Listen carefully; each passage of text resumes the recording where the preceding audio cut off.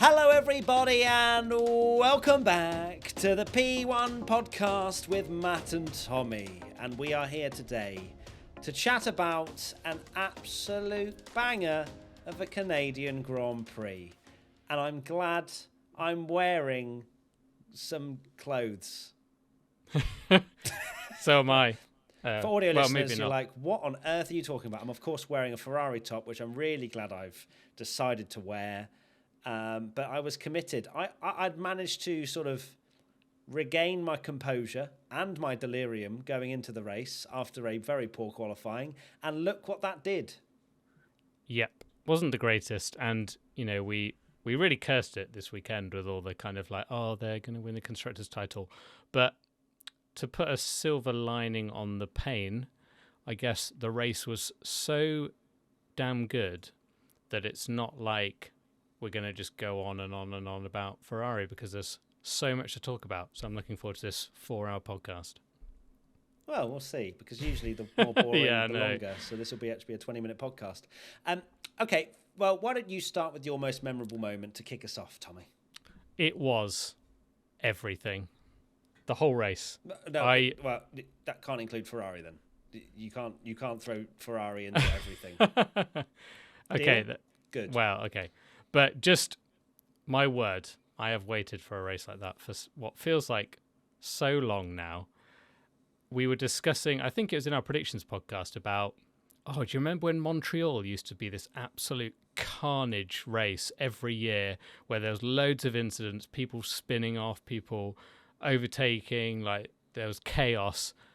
And I can't remember the last time we had a race like that. Where there was so much carnage. I know people will go, Singapore was really good last year. Germany 2019, it has to be. I think for me, that off the top of my head, that is the best Grand Prix we've seen since 2022, maybe Silverstone. Like the start of 2022 when it was really good and we saw a lot of action. So good. So good. Loved all of it. K-Mag almost like fighting through the field seems like 4 years ago now because so much happened. And I generally think there was more happened in that race than we've probably seen the entire season so far. The season's been pretty damn good. So if there's ever an advert for less grip and more chaos, that was it, because it feels like a long time since we've seen it. And boy, did it deliver all the time. It certainly did. It was a race that constantly chopped and changed and evolved, and one thing led to another and another. It wasn't as if there was just one big defining moment. It was just constantly changing. At one point, you had Lando Norris going 3 seconds a lap faster than everybody else leading the race, and you thought, well, that's it, curtains, is he going to lap everyone? But that obviously didn't happen, and we'll get on to that. Let's start with the first question from P1 Patreon member Sophie. Can we have 24 changeable condition Montreal races a year? Yes. Yes, we can. Yes, that has actually just been announced. Well, actually, no, I tell a lie. In fact, it might be the opposite, because the promoter has actually just been summoned to the stewards for a track invasion that shouldn't have happened. So perhaps Canada are getting a race ban. But I would say that we probably, if we had 24 changeable condition Montreal races a year, it'd become normal. We don't want it. We don't want the same race. We need boring races like Monaco delivered us. Set us up perfectly. More different. Like, you could not have had more boring of a race to lead us in to something that we deserved as Formula One fans. And I loved it. Montreal is not a set in stone banger, as we've just mentioned. It's taken so many years for us to actually get a race like this around here. You could argue. I mean, we argue that for pretty much every race we go to nowadays, don't we? So, but it is quite a narrow track, and changeable condition races, especially the way in which it did it. Wet, drying, then wet a little bit more, then drying again. Perfect. Yeah, because we have had some wet races recently where they've been absolute stinkers, and it used to be back in the day of, a wet race is automatically amazing, but the problem is that you just get this dry line, and it's too hard to pass. DRS isn't enabled, and DRS is very much needed in these cars now to allow overtaking. And yeah, that we actually got the perfect level of rain. I was worried at the start that it might rain too much, that we were going to see a safety car start. And then even at the start, we kind of going, oh no, the gaps are quite big. This isn't going to be any good. But then the whole thing changed, and then it changed again, and then it changed again. It just kept us guessing all the way through. The top, not even just the top 5, but so much of the field just kept changing all the time. Like you say, Lando was leading. You could argue Russell could have won that race. Piastri was flying at one point, and then it looked like Russell was going to finish way down the order, and then he came back through at the end. It was literally from the very start, when you had Kevin Magnussen, the greatest of all time, passing everyone in wet conditions, to the very last lap, seeing Hamilton, Russell, and Norris all cross the line together. There was just something happening every single moment of the race for the whole nearly 2 hours. It was absolutely amazing. It was almost a bit too much. It was I just felt like, rein it in a little bit, Canada. You're showing off now. You know what I mean? We've come off the back of Monaco. Do we have to be on every single lap? I was getting a headache halfway through, mainly probably because of my despair, but I was also, just trying to keep up with everything. Next question from A_Dorset96. Does this prove that just because Max wins a lot, that's not the reason F1 has been under par the last couple of years? Yes. I think that, people don't enjoy domination, straight up. I think that you can have banging races and Max win. I'm happy with that. I'm happy to have the Canadian Grand Prix as we've just had it, where Max proves that he is an unbelievable driver, and that's fine. That's a race. That's the thing. It's competition. We had other drivers leading. It wasn't just a Max domination, which of course similar in the Hamilton era and Vettel and whatever. Everybody just immediately has sort of, unless you're a fan of that driver, get some kind of negative thoughts, because of course you want competition and underdog stories and stuff like that. But no, it's more around the state of Formula One and not really allowing for these kinds of amazing races to happen because of one thing or another, the size of the cars, they can't follow, blah, blah, blah, blah, blah. But what it has proved is that Max Verstappen is an absolutely unbelievable driver. Without him in that team, and I'll say it again and again, but he deserves this praise. Without him in that team, Red Bull are a podium-challenging midfield team at best, because Perez is showing it is not possible to drive that car like Max Verstappen does. Max is outrageous. Yeah, and if you've had a really good driver in there, it might be the levels that we'd be talking about how Formula One is the greatest and don't add the new rules because Red Bull, McLaren, Mercedes are really close. But the thing is, and we'll get into this later, because I think McLaren could have won the race, Mercedes could have won the race, and even in this era where people are saying this is our chance, Max delivers and gets the win. But yeah, I think that the key thing of that race was just Formula One recently. Thankfully, this year's been a lot better, but in particular last year, there was never enough variables in the racing. Everyone starts on the same tyre, so one stop, then you get that one pit stop, and the gaps are too big, and then the race ends. So there's so much of it not going on, and you're just praying for a safety car to mix it up or something. Whereas this, because people started on different tyres, there was strategy, people were stopping at different times, multiple pit stops, low grip. That's what made it so good, because there was always something going on, and it doesn't matter that even when it kind of got to that end bit where it's okay, because you didn't know who was going to win till fairly near the end, but then right at the end when Max did pull away, it was kind of okay, Max is going to win this and bring it home now, unless something crazy happens. You still had Lando, Oscar, Hamilton, Russell fighting, loads of stuff going on in the midfield. Yeah, just so good. I'm buzzing. blushing. I am. I know So, you I just are. loved that race so You much. are I admit, like popping. that is just one of those races that just makes like me remember like why I love F1 so much. Yeah, fair enough. And when your favourite driver wins, it obviously helps as well. Or just finishes the race. Let's go, well, beautifully segued to my most memorable moment. Ferrari disasterclass. I don't really know what just happened this weekend. I don't think my delusion was fully misplaced. I know that they've had a double DNF and were both knocked out in Q2. But I still feel like they just dropped the ball this weekend. Maybe they were partying a little bit too hard after Monaco and they weren't ready for Canada. But either or, they weren't good enough. They messed up in qualifying. They didn't get their tyre allocation correct, or there were clearly things that had grinded Charles Leclerc's gears. And then going into the race, you have a problem with the car almost immediately with Charles. Carlos had no pace really either. And it just highlighted a lot of weaknesses that perhaps we didn't think the Ferrari had anymore, or at least had developed to be quite close to the McLarens and the Red Bulls. But they were nowhere. They were absolutely nowhere.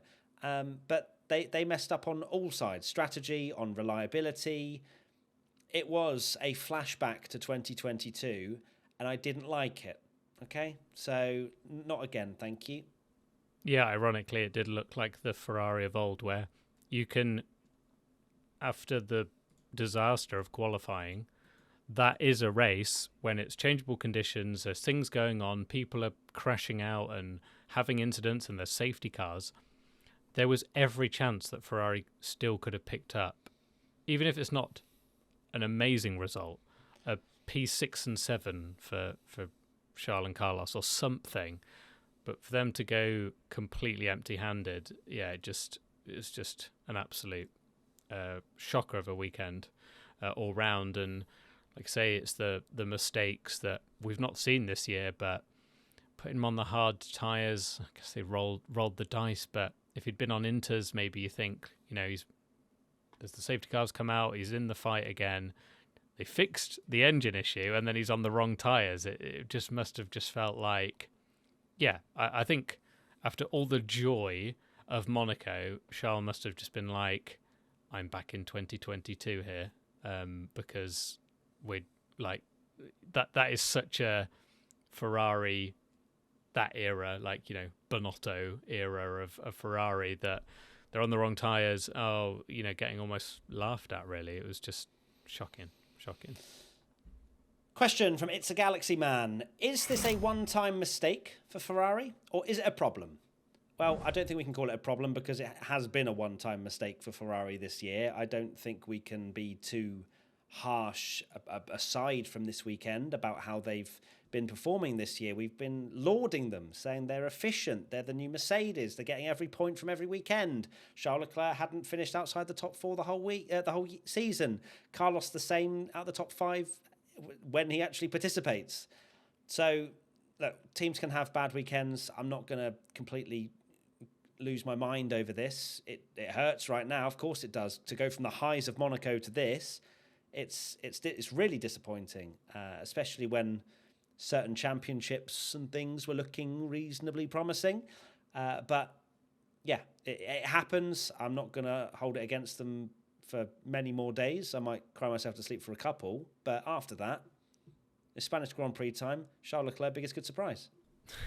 It's a bit of a cliche, but they'll be hoping that is basically like all the chaos, all the mistakes essentially have all been rolled into one race. So if you're going to have all these errors of being on the wrong tyres, missing Q3, spinning out, having an engine problem, to have it all condensed into one weekend of absolute S-ness is probably like the best way to go, because you're not getting any points anyway. So get all the bad luck out the way and all the mistakes and everything like that.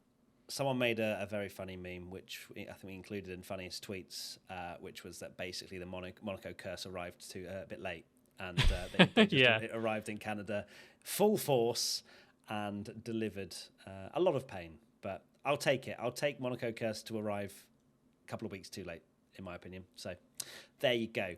Next question, George Dixon. If a team in the top 10 or even top 5 had started on full wets, they could have taken the lead of the race and built a huge gap. So it's kind of more of a statement than a question, but we will discuss it all the same. I think that Haas looked like rock stars for a short amount of time. Was it, hands down, the best strategy? Not convinced. I think there was obviously, with the benefit of hindsight, yes, they gained a bit. K-Mag came flying through, but then he had to pit pretty soon after. Hülkenberg's strategy of staying out absolutely didn't work, and if anything, I think he was trying to help his teammate by creating a massive train, which he could then catch up to with fresher inters, which was a clever idea. But I think if we see, a Lando or whoever starting on wets, would it have even actually paid off? I don't know, because it's all well and good Magnussen flying through, getting up to about 5th place. It's another thing having that pace differential on Max Verstappen or George Russell out in front that clearly had a bit more pace than the rest of the field. And then they would have had to pit, similar to what K-Mag did.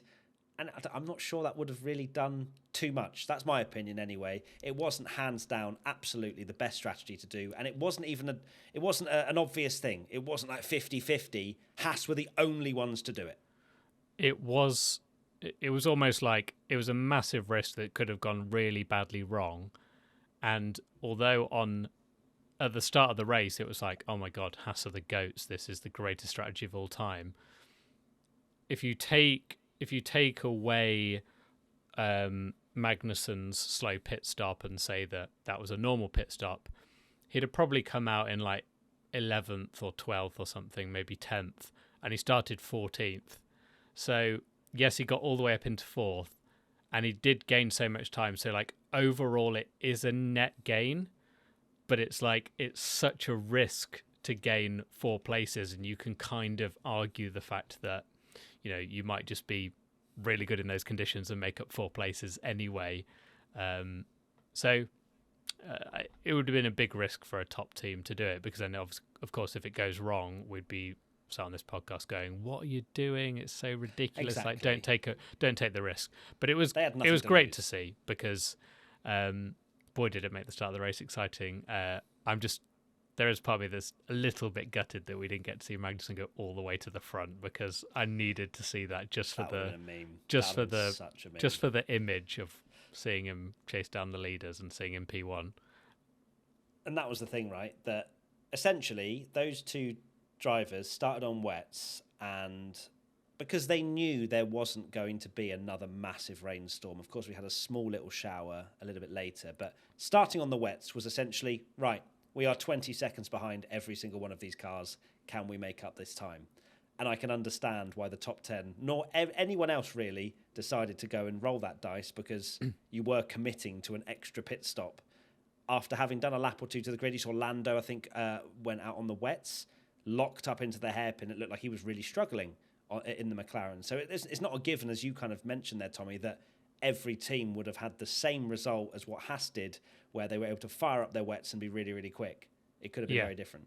And I'm surprised it worked as well, because we know how bad the wets have been.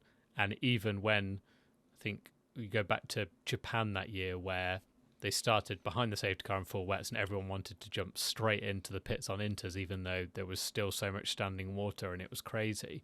So I'm surprised it worked, because everything we've known about the wet Pirelli tyres for years now is they're absolutely useless and awful. But apparently they worked for the 10 laps. They were the absolute goats.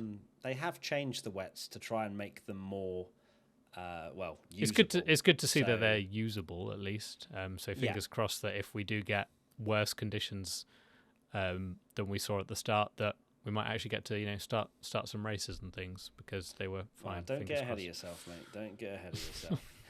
Next question, 07_Vivek_Dev. Is Perez worth the sponsorship money when loss for Red Bull might be bigger against his crashes and lost points in the Constructors' Championship?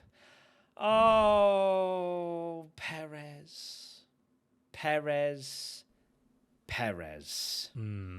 Is this a carbon copy to last year? What is going on? I don't get it. It makes no sense why he goes from looking very solid to just one of the slowest drivers out there today. I joked about this in funniest tweets, and I'll say the same joke to you, Tommy, because you haven't heard me say it. But we had all of these changing things, everyone changing positions and changeable conditions. But the one constant was Sergio Perez in 17th. Yeah. Yeah, it's Bloke crazy. Just loved being there for a good, 20, 30 laps. He just... And before he spun off, he was still there, even though people ahead of him had dropped down the order or gone out the race, like you say. So, madness. Yeah, so is Perez worth the sponsorship money? Not if he does that. I know for a fact that Red Bull would not be signing Sergio Perez to be knocked out in Q1 and to not be scoring any points and then crashing on his own. It's just a disaster. I mean, the last couple of weekends, of course, there's more blame, in my opinion, to K-Mag than Perez for the Monaco incident. Perez definitely had his part to play in that, to not cause a crash. Here, just disastrous. It's not even as if in qualifying that it was tiny margins. He was a second off of his teammate. So he's clearly, again, lost a miraculous amount of time. That no, he's not worth the loss for Red Bull right now, and I guarantee those clauses will be highlighted somewhere in a document just for Red Bull to keep an eye on if this keeps happening. Yeah, so interesting that we had that conversation yesterday about is there a clause in the contract, and Christian Horner before the race kind of let slip that it is like a 1+1 contract of second year option rather than it being like he is locked in, although like we said, that is the case anyway with Red Bull. They're not afraid to bin him off.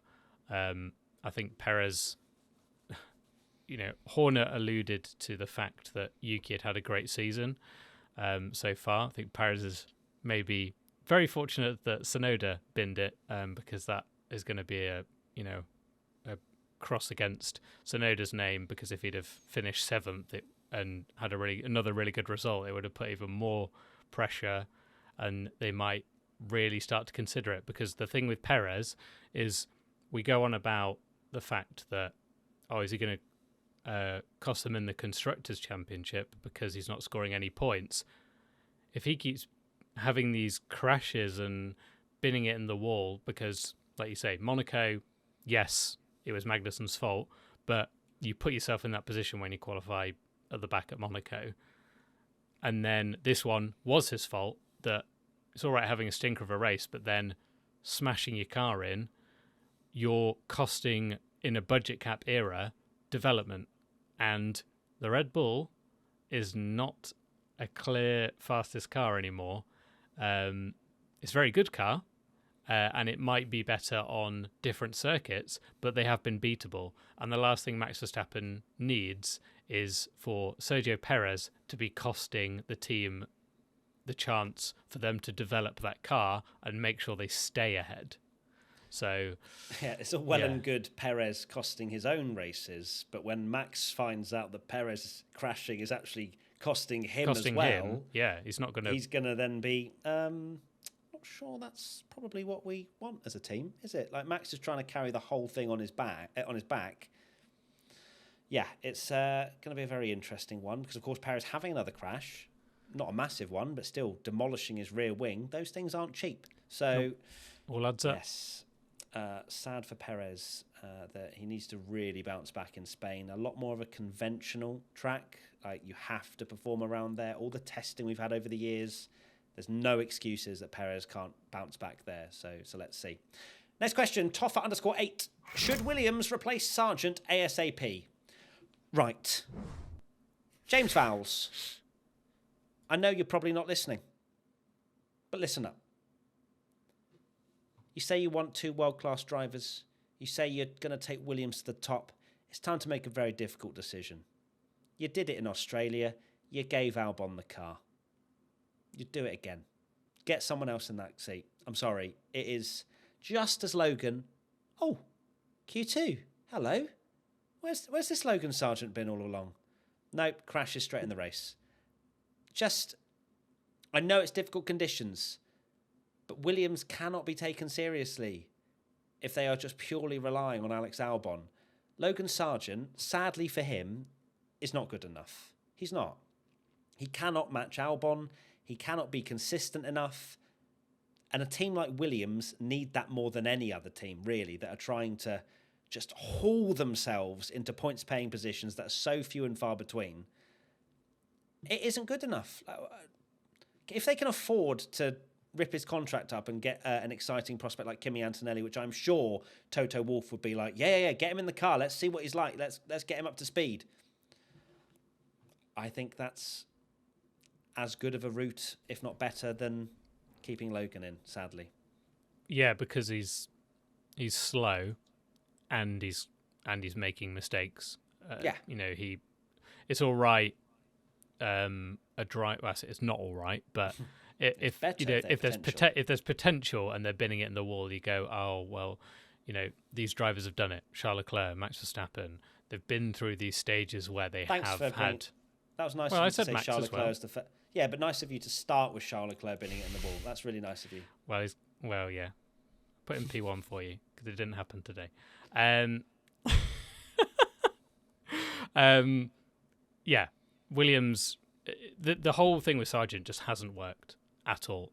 I know I'm going to be quite savage here, but I think they rushed him in completely. They were so keen to get an American driver on the grid with the whole American hype of Formula One that he wasn't ready. He was so close. He was so marginal on points. Just let the guy have another year in F2, develop his craft or something, or spend a year with the Williams team. Like, I know people joke on the pit wall, you're not learning anything, but FP1s and things like that, and get him more ready because he's gone in. He's been thrown in at the deep end, and he's not delivered, and things are getting worse and worse. There's been no sign of improvement. He's not even improving his speed. I say this every time, but no disrespect to Alex Albon, but Alex Albon is not a Max Verstappen. So he's got to have one race where he's at least beating him, and he's getting absolutely owned by Albon, who's, yes, he's been very impressive, but you've got to have a chance. But he's also binning it in the wall, and he's just become a bit of a laughing stock, really. So it's a shame to see because, the guy's career has just not gone well at all. Well, that being said, I'm sure that I reckon lawyers have been playing some good roles here because I think Logan Sargent managed to secure a second contract and perhaps even next year as well because he's out-qualified Sergio Perez 6 times. That is, if you put that just on its own as a fact. He's out-qualified a Red Bull 6 times. 6 times, and you're telling me you're going to fire me, James Vowles? That is wild. But no, in all seriousness, it's rushing. But it's also just the fact that he hasn't shown the potential. Not one weekend. And Williams have no faith in him now. Williams have no faith that James Vowles even James Vowles, on you. Yeah, he is the nicest guy who was kept us guessing the whole time, and he's backed Logan even after incident after incident after incident. Last year he was still being like, oh no, he can turn things around, we're going to support him, and now he's literally like, now we're going after flirting with drivers. Yeah. He's openly like, hey, he's literally like, and even to be like, we need a world-class driver is basically like, you're not like that. He's not even hiding no wonder more mistakes come in. Logan's probably just being told, look, you're not going to be here next year, just enjoy yourself. But how can you when your team principal's turning on you a little bit? So I do feel for him, for sure, I do. I think Logan, of course, he would have dreamed to be in Formula One, but he was lucky to get this season. And he just needs to have an enjoyable time now. But it's going to be hard to do that when your whole team's looking elsewhere. Next question, Papaya Patriot. Would Lando have won with better safety car timing? Yes. Yes, he would have. As Lando said himself, he can't really complain. because this happened in Miami the other way around, and Lando won the race. I think that, I don't know the exact timing of where Lando was when the safety car was deployed, but I do find it strange because I also feel like the FIA usually try and deploy things in a fair manner so that there's time for every driver to come in to the pits if they need to. Now, clearly, McLaren hadn't decided with Lando whether they would come in or not, but I do find that slightly strange that if it was brought out too late for Lando to make a decision, then it kind of goes against what my understanding of what the FIA do in those situations is. So, yes, Lando would have won had he been able to pit under the safety car, but instead he was picked up by the safety car and came out in third place. Yeah, definitely. It was an unfortunate one for Lando because he was looking incredibly quick. He'd got into the lead. And then it would have been very hard for Max, even though Max had very good pace at the end. We saw how difficult it was going to be to pass, even with DRS, because it was hard on the wet line and things. I think Lando might have just held on to win, so it would have been fine. But the key thing here, and rightfully Lando has just completely acknowledged it, that it worked in his favour in Miami, it didn't work here. And if there's ever a good advert for these things just balance themselves out, because in my opinion Formula One is too scared to kind of let there be a bit of randomness. It's a completely different conversation, but when we say about reverse grids and things like that, the argument always is like, well, Max will probably still win the title and Red Bull will still be really quick and these top teams will win the title and stuff. So that they try so hard to be like, oh, we've got to make it exactly fair and we throw a VSC so everyone remains in exactly the same position. But sometimes it's sport. You have bad luck and you have good luck, and this is literally the perfect case study of sometimes it goes in your way, sometimes it doesn't, and it's just shown exactly that. Spoken like a true Max fan who gained from that. Wow, I mean, I said the same in Miami, and I think I'm kidding. But I'm sure Lando Norris fans will be like, interesting. What is funny is watching Lando, and he was so close to coming out the pits and staying ahead of Max, wasn't he? And he got on the wet stuff. Tried to, if he'd have managed to get on the dry line and stayed ahead of Max, he might have been able to do it.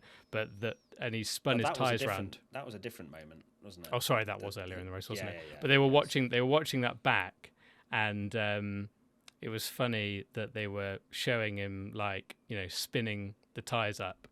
And he's kind of like laughing about it now. Guaranteed, if he was still on not winning a race and hadn't won Miami, it would be a lot more painful. But now he can sort of be like, oh, well, you win some, you lose some, a bit more.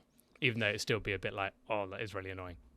Yes, I'm sure there was part of Lando that was definitely annoyed when he got out of the car. You could see him sort of debriefing with some of his mechanics and Zach Brown. You could tell that was a win that had gotten away, but it's sport, as you say, and sometimes you get lucky and sometimes you don't.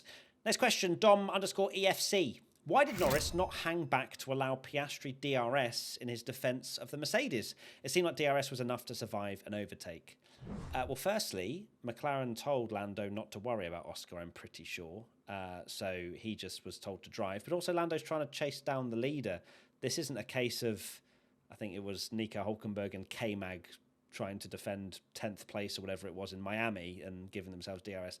This is Lando Norris in P2, who had earlier on in the race had more pace than Max, and there was obviously a lot of chatter about Max having problems and a stiff suspension and this, that and the other. So I do understand why Lando wasn't playing the team game as such, because he was trying his best to try and catch Max Verstappen. But yes, unfortunately that then allowed for the Mercedes to come flying through, and Oscar Piastri got a little bit mugged, which is such a shame. I don't feel like he gets his rub of the green so far in his sort of time at the front with McLaren. Oscar Piastri needs a bit of luck, and I'm sure it'll come his way soon. Yeah, he's so incredibly quick, but he didn't deliver the maximum there. I do think McLaren maybe missed an opportunity.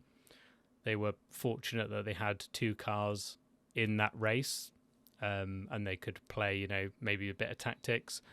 Like you said, with Lando trying to tow Oscar, it's not like he had no one in front of him, which would have been a lot easier to do, where he could just protect himself, and then if a car comes, you're fine. But also, I know a lot of people will think of the Carlos Sainz thing in Singapore, but it's a lot harder to pass in Singapore, and Lando could have easily backed off, because look how close the Mercedes were at the end to pass him anyway. Mm-hmm. So if you think that if he would have backed off, they could have lost everything and finished behind both Mercedes. So you are paying a risky game with that.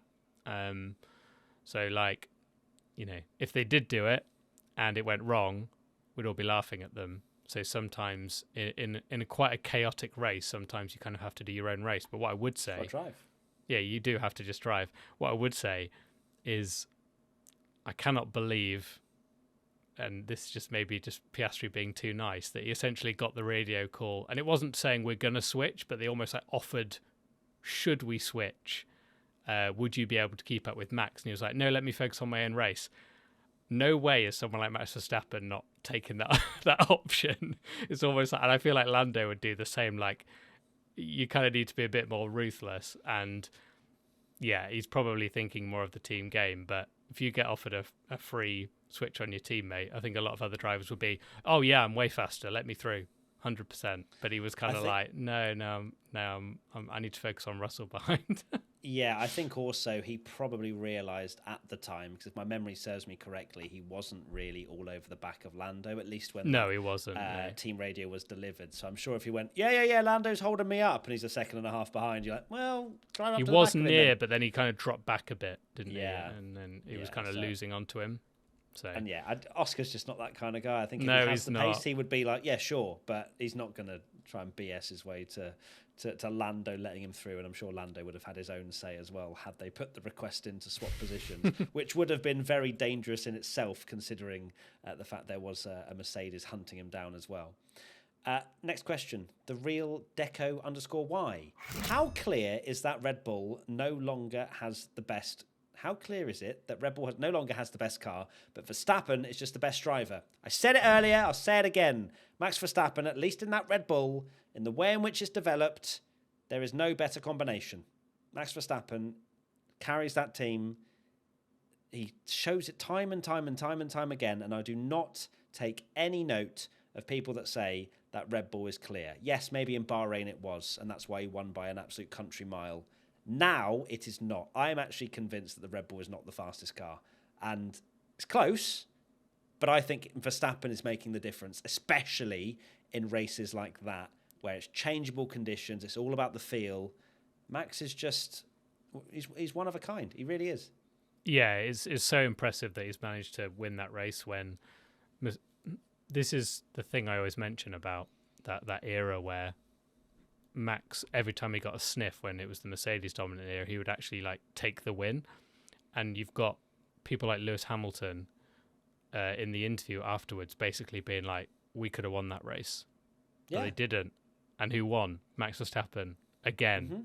And Max has got so many wins now, and you will look at that and go, oh, Red Bull.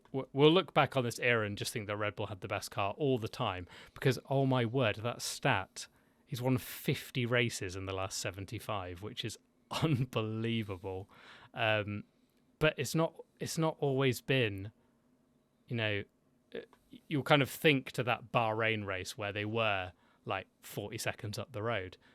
The car is not like that. There are other races where, the car's good and bad, and we've seen, no disrespect, because there are a lot of other great drivers, and sometimes the Ferrari's really good and they'll get a win. Sometimes they don't. McLaren, we've had races, haven't we, where we've kind of gone, oh, McLaren were really, really quick. This was their chance to get a win, particularly last year, and they didn't do it.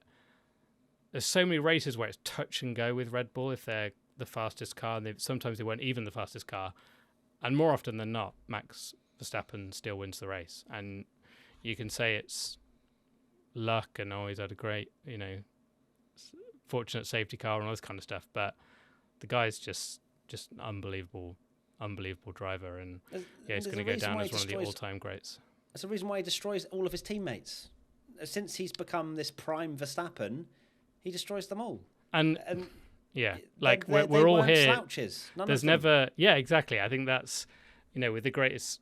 I know a lot of people go, "Oh, Perez is absolutely useless," and he's been poor. You can't defend Perez's driving at all. But there's never any credit to how Max is making these drivers look, because we're singing Albon's praises now and saying what a great driver he is, but he embarrassed Albon.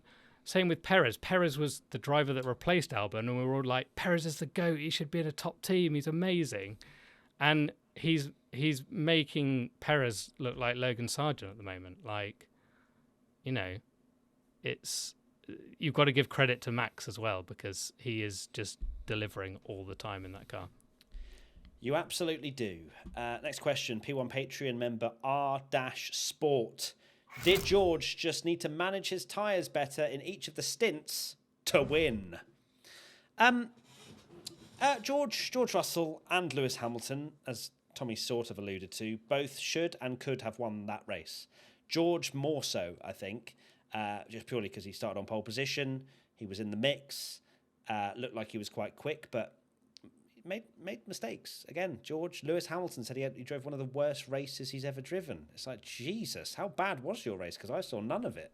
I didn't see Hamilton making many mistakes. I don't know if you remember any, Tommy, but it was more George obviously having a couple of big moments. But Mercedes, sad to say, slightly fumbled the bag this weekend. They turned up with a car that could have got pole and could have won the race. And they didn't deliver. Obviously, it was a changeable race. Things were slightly out of their hands at times, but George could have and should have won that race. I am very, very certain of that. Yeah, definitely. Mercedes really had a golden opportunity there to win. You don't get many of them now with Max Verstappen and how he's driving. And Mercedes have rarely had a very good car, particularly this year. They've not been all that great. And the problem is that both their drivers, in one way or another, under-delivered. I know a lot of Lewis Hamilton, his fans will say that, there's, after his kind of comment about, he's not going to be anywhere near George, and they're kind of wondering what's happening in qualifying there. But if you take conspiracy theories and things to the side, Hamilton delivered the second fastest lap yesterday in qualifying, and for whatever reason or another, he ended up 7th on the grid when Russell was on pole. But then Hamilton's had arguably the better race because they've almost finished together again, even though Hamilton got stuck behind Alonso for Hamilton ages. Did not have a very good race for half of it. Just got but then as it got towards the end, he looked like Hamilton was going to get a podium, and I was saying on the watch along, look, I was kind of doubting Hamilton the whole race, and this is why he's a great champion, because he gets the maximum out of the car. But then he dropped back, Russell goes through, and Russell had a very scruffy race. It looked like he did great at the start, but made a mistake, went off, almost hit in the wall that he did the previous year. Then, of course, had the contact with Oscar, which still don't know the result of that yet. Yeah, it's at the very least, George should have been P2, definitely, and I think P1 wasn't an option. And these are the things that you need to get these moments and make the most of them, because you don't get many with Max Verstappen, and it's another one gone begging, and it's now 2 years since they've won a race. Yes, it is. So interesting. I'm just reading, actually, whilst you were saying that, around apparently Lewis getting in front cost us P2. Apparently George was thinking they should have been let through, Hamilton, and he spent two. For... I mean, wait, but didn't George fail the move on? Oscar, which then dropped him behind Hamilton anyway, so it was his fault. Yeah, so maybe, I don't know, but that's an interesting bit of spice. And speaking of spice, let's talk about Alpine very briefly, because, well, first and foremost, they scored double points, and I feel like that just went completely under the radar. And boy, has our theory been proved. Which theory would that be, Tommy? That theory would be that they will not care if they score a point, because, my God, Esteban Ocon was absolutely raging on the radio at the end. And that was because he basically, Ocon, towards the end of the race, Gasly was behind him. They asked him to make the switch, and Ocon said, why? And they basically said, we think Gasly has a chance at Daniel Ricciardo, which wasn't really on, but regardless of it, Ocon said, jog on, basically, and then decided to let him through. And then later in the race, they got to the end. They had the two Hasses on their tail, and they told Ocon, basically, we're not going to swap back. And he basically does this really sarcastic radio of like, oh, brilliant, thanks so much, getting very kind of annoyed by it. And then he left his radio on, and the Alpine engineers were like, make sure you turn your radio off. And he was like, yeah, don't worry, I'm not going to comment, I'm too nice, and then turned it off. So yeah, and they were basically being like, Esteban, you scored a point, remember? He does not care. Like, he's raging. Like, those two want to beat each other more than anything, and that just proves the point, doesn't it? I actually feel as though he was close to almost slamming on the brakes and just giving a Haas a point right at the end on the final lap. Be like, yeah, well, I'm not driving for you next year. And he might be driving for Haas, yeah. Can you imagine that? Yeah, sign the contract, boom. I mean, that would have been quite horrific. But yes, that is, I mean, it's just clear that it's a complete and utter flame, but everything burning over there. And they cannot wait. Did you see that Gasly actually liked the thing of Ocon leaving? Ocon leaving, yeah. And it was liked by Pierre Gasly. But that is that whole radio exchange. You can listen to it online because people have like recorded it from like the F1 broadcast where you can listen to all the radio.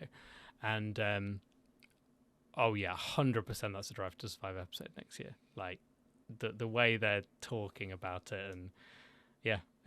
Drive to Survive must have just been absolutely buzzing hearing that radio. And that's going to be peak Drive to Survive, where we had this absolutely amazing race, and they're going to be focusing on Gasly and Ocon in P9 yes, and 10 that we didn't even see on the main broadcast. But yeah, I want to see that another just in all its glory. Yeah, if you just thought that this race needed any more spice, yeah, it just had everything, didn't it? My God, it really did. It really did. Let's go to biggest winner then, shall we? Driver or team? And I think that...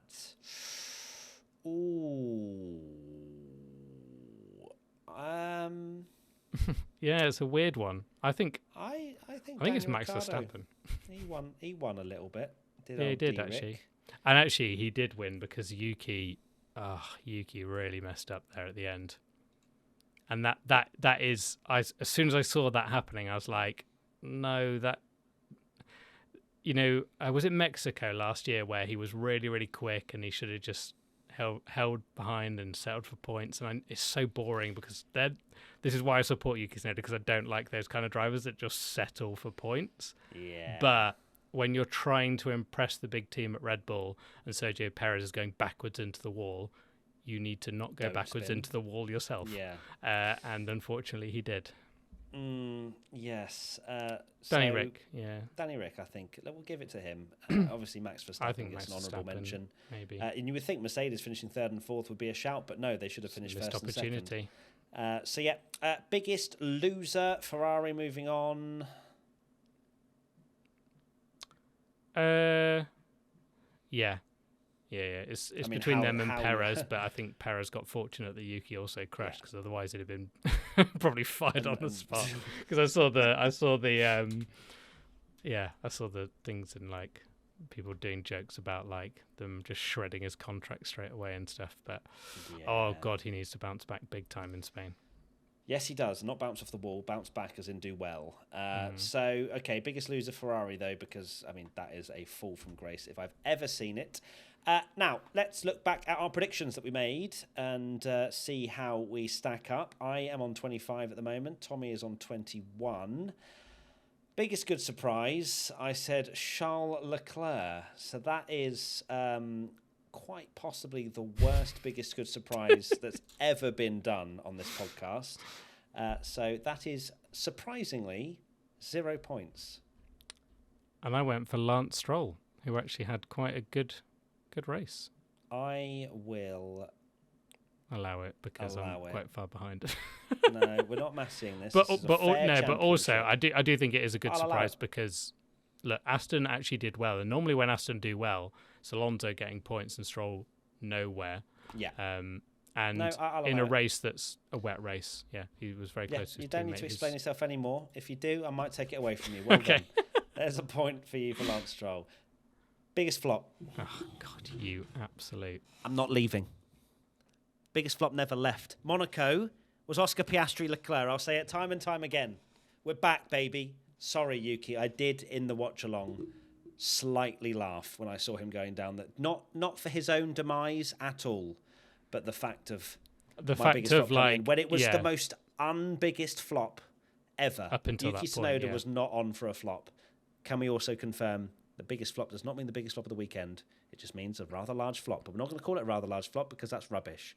But yes, I can't believe I got a point for that. I honestly, Yuki Tsunoda, my guy, thank you so much. And can we confirm you get 10 points if you do actually get the biggest flop of the weekend? Because what was your biggest flop, Tommy? Because my prediction was Sergio Perez, and he had, well done. For someone that the bar was quite low after Monaco, he managed to limbo under it even more. Yeah. He did. He really did. Well done to you for that one. Pole position, I went for Charles Leclerc, which is 0 points. And funnily enough, Tommy, your driver that you went for set the fastest lap, but wasn't on pole.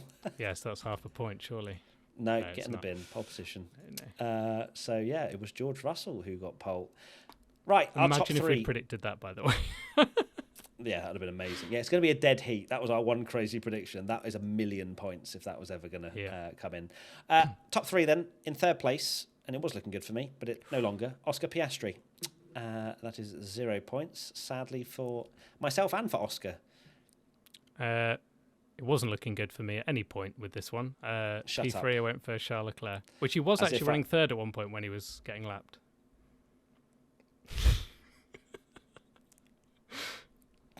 Second place. Second place, Lando Norris. That is a point. Congratulations to me. Well done. I also went for Lando, P2. And in first position, I went for Charles Leclerc. Now, technically, he was leading. He was leading, so that's half a point. Thank you very much. There was. I saw so many people tweet the graphic. It was the graphic of him leading. Yeah. I'm going to take that to bed with me tonight, to be honest with you, just so that I can think about it. Pretend it happened. Just watch those laps and just do your own commentary and just put some tape over the timing tower. Exactly. Done. Yeah. Perfect. And Charles Leclerc's a minute ahead of everyone else. Perfect. Right. One crazy prediction. Red flag at some point during the weekend. Just happened, by the way. But yeah. Yeah. Oh, sorry. Yeah. No one cares. It's because you'd already put 1 point there. Actually, to be fair, it was a lot closer than I thought. Because I remember being like, oh, Max is gonna, just come back and it would be like a walkover, but it certainly wasn't. It certainly was not. Let's go to our one crazy prediction. I said red flag at some point during the weekend. Did we get a red flag in qualifying? I don't think we did we? No, I don't think we did either. I don't think they red flagged at any point. God damn it. Show Guan Yu decided that raid and everything. Crazy. Show just gave us red flags in every practice session, but not in the quality. And how Logan Sargent's wasn't potentially a red flag. I think half a point. Easy. Lovely. Beautiful. Okay, 0 points, fine. I went for points for Haas.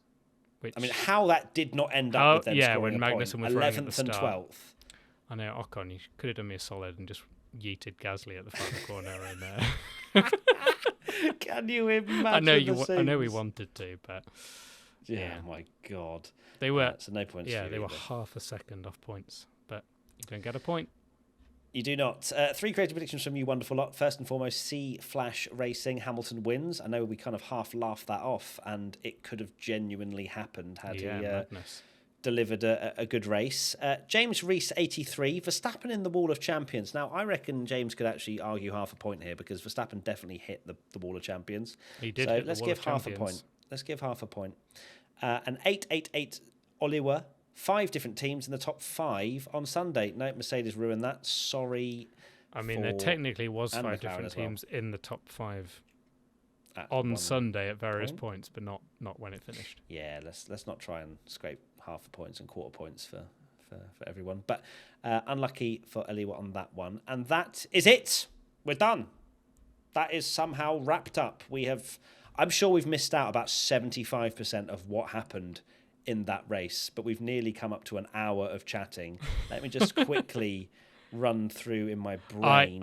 No, we need to mention Alex Albon with the greatest overtake of all time. Yes. And what was he rewarded with? A DNF. He was rewarded with Carlos Sainz doing the sim racing move where you spin off, let off the brake and roll back on to take someone out. I am not for a second saying Carlos did it on purpose. He definitely didn't. But James Vowles did say he wanted Carlos in a Williams immediately, and he Carlos got his said, wish. Okay, then in we pop. His wish. So yes, Albon's move. Oh my God, glorious. It was very, very sexy. So well done to Albon for that one. And I'm now going to delete this entire weekend from my brain. Tommy, what are your final thoughts? I'm not going to delete this from my brain, and I think I am going to just watch the whole race again because I really enjoyed it. It's one of those ones where, it feels a long time since, I've been, really excited to just, watch the race back, all the way through because, it's just so good. Well, you do that, and I've got to go watch Monaco again. Good luck. Good luck staying awake. I'll watch the highlights, 30 seconds, the start and the 30 end. 30 seconds of it. Lovely. All right, well, thank you, everybody, as always, for watching and listening to all of our P1 content throughout the Canadian Grand Prix and throughout forever. Thank you, genuinely. This is an awesome job to be able to do, even if I am in complete and utter despair. We will, of course, be back with driver ratings, which will be with you in a couple of days' time, probably, because we haven't got a race next weekend. We need to digest exactly what went on in that race as well, to find out that Zhou Guanyu was blocked on lap 12 or something, and then we missed it. And you can vote on social media. We'll post. Yes. So get involved with that. And also P1 Extra, our YouTube channel that we've rebranded from Wheel Knowledge. Go and sub to that as well, because we would love to have you over there. And that is it. Going to go to sleep now. So sweet dreams, everybody. Lots of love. Bye.